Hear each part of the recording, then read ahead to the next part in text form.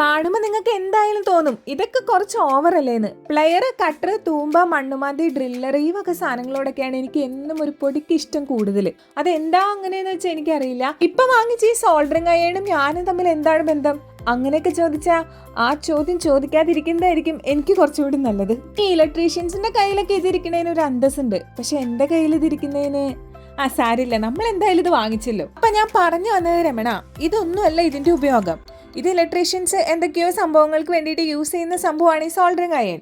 ഞാനിത് വാങ്ങിച്ചത് എന്തിനാന്ന് വെച്ചാൽ അതാ ഇതേപോലത്തെ ഈ കുട്ടി കുട്ടി സംഭവങ്ങളൊക്കെ ചെയ്യാനായിട്ടാണ്. സംഭവത്തിന് 250 രൂപയായിരുന്നു. കഷ്ടപ്പെട്ട് ടയറിൽ ഹോൾ ഇടുന്ന വീഡിയോ കണ്ടപ്പോൾ എൻ്റെ ഫ്രണ്ടാണ് എന്നോട് പറഞ്ഞത്, ഡിഞ്ചു സോൾഡറിങ് അയൺ എന്ന് പറഞ്ഞൊരു ഐറ്റം ഉണ്ട്, ഇഫേർട്ട്ലെസ് ആയിട്ട് നിനക്ക് ഹോൾസ് ഒക്കെ വേണമെങ്കിൽ ഇടാൻ പറ്റുമെന്ന്. ഇന്നൊന്നും നോക്കിയില്ല, ഞാനങ്ങ് വാങ്ങിച്ചു.